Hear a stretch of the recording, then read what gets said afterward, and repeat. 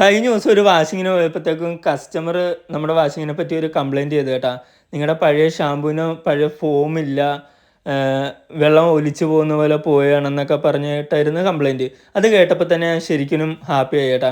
Customer നമ്മുടെ മുഖത്ത് നോക്കി തന്നെ കംപ്ലൈൻറ്റ് പറഞ്ഞല്ലോ.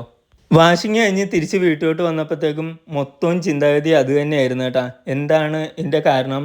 കാരണക്കാരൻ ആരാണെന്നായിരുന്നു എൻ്റെ ചിന്താഗതി. വീട്ടിൽ വന്ന് ഫോം ബോട്ടിൽ എടുത്ത് നോക്കിയപ്പോഴത്തേക്കും ഫോം ബോട്ടിൽ തന്നെ ആയിരുന്നു കേട്ടോ കംപ്ലൈൻറ്റ്. അതിൻ്റെ അകത്ത് മൊത്തം ലീക്കും കാര്യങ്ങളും അതേപോലെ തന്നെ കരടൊക്കെ കയറിയിട്ടായിരുന്നു. അതെല്ലാം നമ്മൾ ക്ലീൻ ചെയ്ത് സെറ്റ് ചെയ്തപ്പോഴത്തേക്കും പിന്നെ ലീക്ക് തന്നെയായിരുന്നു. പിന്നെ അത് ശരിയാക്കി എടുത്തു കേട്ടാ. വർക്ക്ഷോപ്പിൽ കൊണ്ട് കൊടുത്തപ്പോഴത്തേക്ക് ഈ ഫോം ബോട്ടിൽ ഇനി നോക്കണ്ട, ഇത് ഉപേക്ഷിക്കാനായിരുന്നു അവർ പറഞ്ഞത്. പക്ഷെ നമ്മൾ വീട്ടിൽ ഇഷ്ടംപോലെ ഫോം ബോട്ടിൽ മേടിച്ച് വെച്ച് എല്ലാം നമ്മൾ കളഞ്ഞുകൊണ്ടിരിക്കുകയായിരുന്നു കേട്ടോ കംപ്ലൈൻറ്റ് ആകുമ്പോഴത്തേക്കും. നമ്മൾ ഓരോന്നെ മേടിക്കുന്നു. ഈ ഫോം ബോട്ടിലാണെങ്കിൽ ഇച്ചിരി റേറ്റും കൂടെ ഉള്ളത്. അതുകൊണ്ടാണ് ഇത്ര നല്ല ഫോമിൽ ഷാമ്പു വരുന്നത്.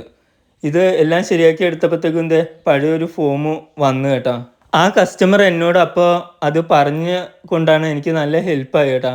അതുകൊണ്ട് എനിക്കിത് ശരിയാക്കാനുള്ള ഒരു ത്വരയും കിട്ടി. അതേപോലെ തന്നെ പുതിയതായിട്ടൊരു കസ്റ്റമർ വരുമ്പോഴത്തേക്കും നമ്മുടെ ഫോമൊന്നും കറക്റ്റ് അല്ലെങ്കിൽ അവർ പിന്നെ നമ്മളെ കോൺടാക്റ്റ് ചെയ്യത്തില്ല. അ എനിക്ക് 2 ഓപ്ഷനേ ഉണ്ടായിരുന്നുള്ളൂ. ഒന്ന് ഇത് ശരിയാക്കി എടുക്കൽ, അല്ലെങ്കിൽ പുതിയത് മേടിക്കൽ. പുതിയത് മേടിക്കുകയെന്ന് വെച്ച് കഴിഞ്ഞാൽ 10,000-2000 രൂപയാവും. അത്